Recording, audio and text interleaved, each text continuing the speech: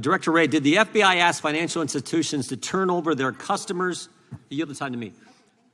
Did the FBI ask financial institutions to turn over their customers' debit and credit card purchase history in the Washington, D.C. area for January 5th and 6th, 2021? I don't know the answer to that as I sit here right now. Well, we do, because Bank of America gave us this email from the FBI to Bank of America. Well, I am aware that Bank of America provided information to the FBI, but what communications occurred between the FBI and Bank of America about it? Let's read it. To recap our morning call, we are prepared to action the following threshold. Customers transacting debit card, credit card, Washington, D.C. purchases between 1/5/21, 1/6/21. That's scary enough. Hey everyone, before we dive in, don't forget to hit that subscribe button, drop a like, and leave a comment below. It really helps push these videos out so more people can see what's really going on in Washington. All right, folks, let's talk about one of the most jaw-dropping exchanges I've seen in a congressional hearing lately. Congressman Jim Jordan grilled former FBI Director Christopher Wray over something that honestly should concern every single American.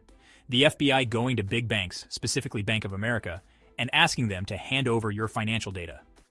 But then the next bullet point's even more scary. Any historical, capital letters, all capitals, any historical purchase of a firearm. You guys asked financial institutions, at least Bank of America, we think more. Did you guys ask him?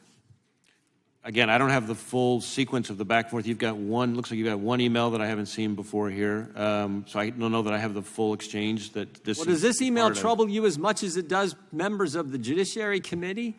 That the FBI is asking for every single, we had members of Congress here that week, first time they're getting sworn in as a new member of Congress, their family in town, and you're sweeping, and they may happen to be a customer of Bank of America, and you're sweeping up every debit and credit card purchase of their family who were in town that week because their husband or their dad or their mom is getting sworn in as a new member of Congress? And then you're also saying, overlaying that information with, did this person buy a firearm?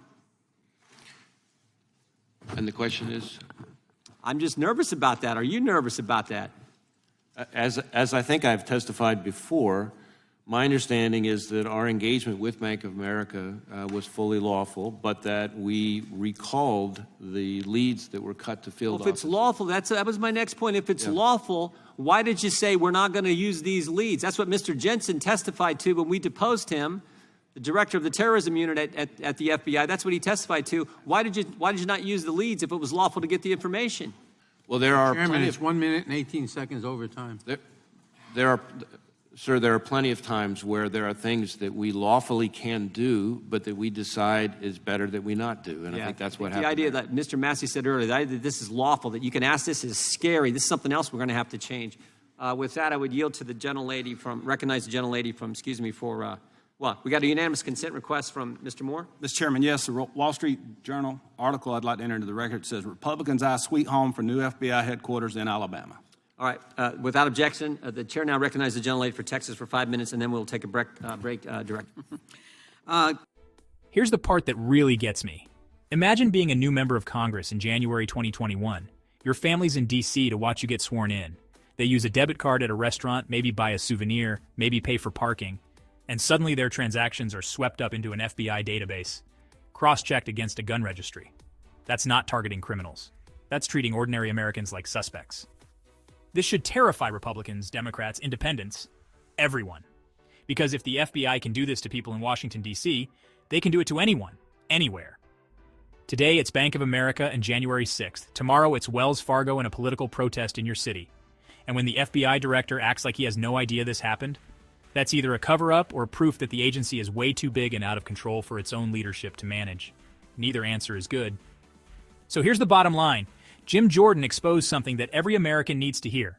The FBI asked a major bank to hand over private financial data, including gun purchases, of anyone in Washington, D.C. on January 5th and 6th, 2021. Wray tried to downplay it, but the facts are in black and white. This is why oversight matters. This is why Congress has to keep pressing, because if they don't, agencies like the FBI will keep pushing the envelope until there's no privacy left at all.